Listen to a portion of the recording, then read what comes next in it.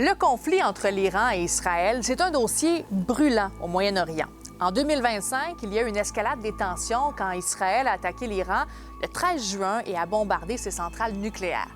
Ce sont finalement les États-Unis qui ont mis un terme à cette guerre de 12 jours en bombardant entre autres la centrale nucléaire de Fordo en Iran. Mais d'où vient cette animosité entre les deux pays et pourquoi ça dure depuis des décennies? Je vous donne les outils pour comprendre. Bienvenue à Monde sous tension.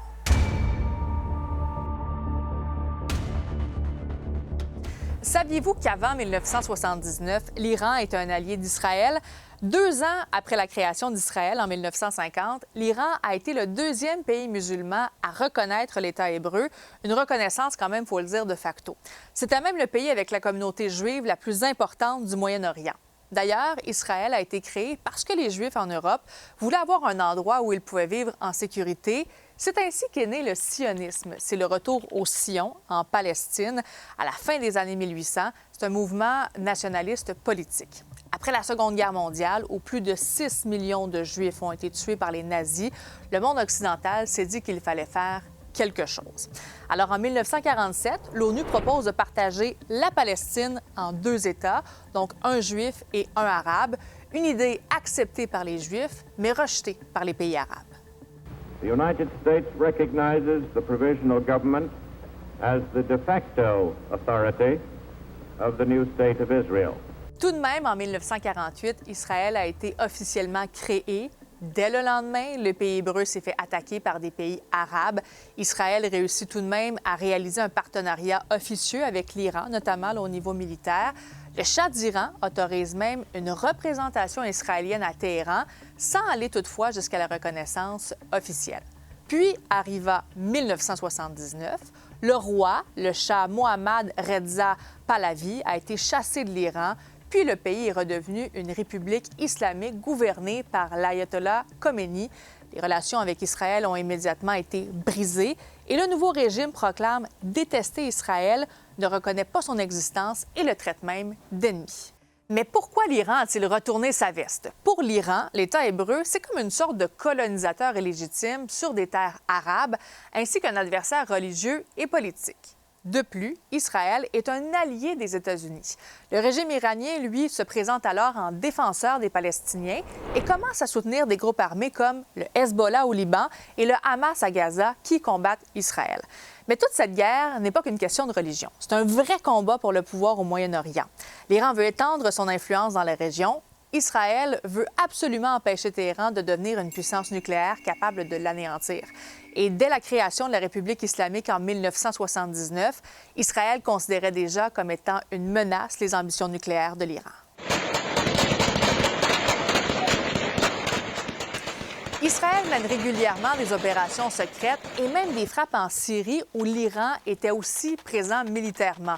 Les deux pays sont constamment en alerte, prêts à riposter au moindre mouvement. Ce fut le cas notamment le 1er octobre 2024. L'Iran a lancé environ 200 missiles en direction d'Israël et ce, en une seule nuit. Il y a eu toute une salve de missiles et j'entendais à chaque fois des booms comme des tremblements. Je les sentais même vibrer. Nous sommes là à subir de tous les fronts.